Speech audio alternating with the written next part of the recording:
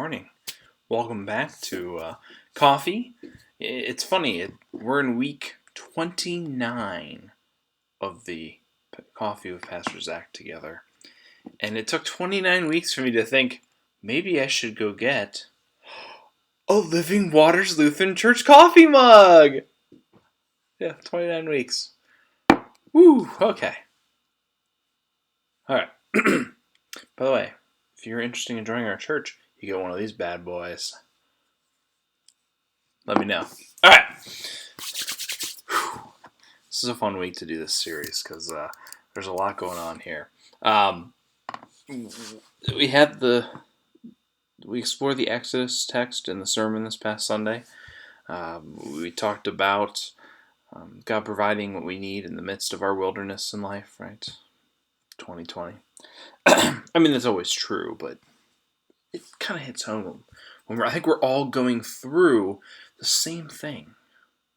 That happens sometimes in life, and we all have things on top of 2020, of course, we're going through, but for the whole global populace, or certainly at least the national populace, going through the same thing, it creates a different dynamic, I think. Kind of like what's going on in that Exodus story, that all the people are lost in the wilderness together. Anyway, and I don't need to give the sermon again. Anyway, I do want to lift up, though, in this coffee video series this week, we could go into how God provides in times of quarantine or isolation. But we've already done that in the Quarantine Bible Study series, which I'm shamelessly going to plug right now on Living Waters Live, our YouTube channel. There's a whole playlist of stories where it looked bad for the people of God and God came through. It's kind of like what we had in the Old Testament reading this past Sunday. So check that out.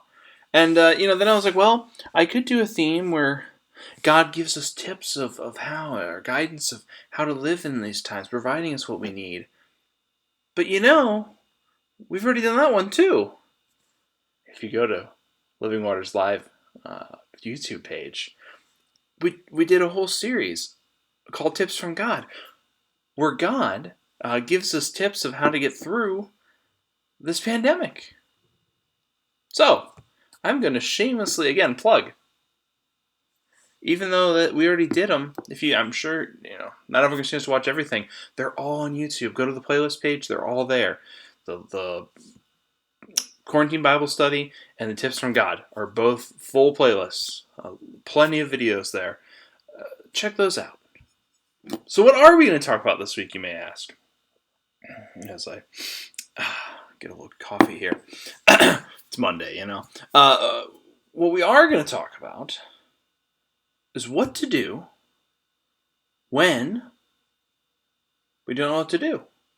Right? That was a theme in our text too. The people are grumbling to Moses, and Moses has no idea. Moses doesn't have the answers.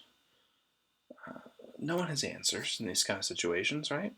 That's what we're going to jump into. We're going to look into some text of what to do when we don't know what to do. There's some overlap with those previous series I mentioned, but that's okay. It'll be a fun one this week.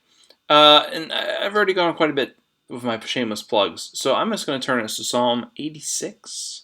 Psalm 86. Just for today, Monday, I'm going to pray for you. We're going to pray together. Psalm 86, verses 8 through 13. The Psalms are texts that we've talked about before, are expressive. They capture all these different emotions. They're Psalms for literally everything you can think of. Great artistic language. But you can also pray the Psalms. If you're having trouble finding the words, you don't know what to do, Psalms are a good place to turn. So Psalm 86. I'm going to pray with you.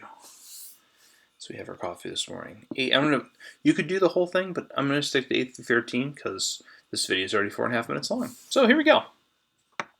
Let's pray.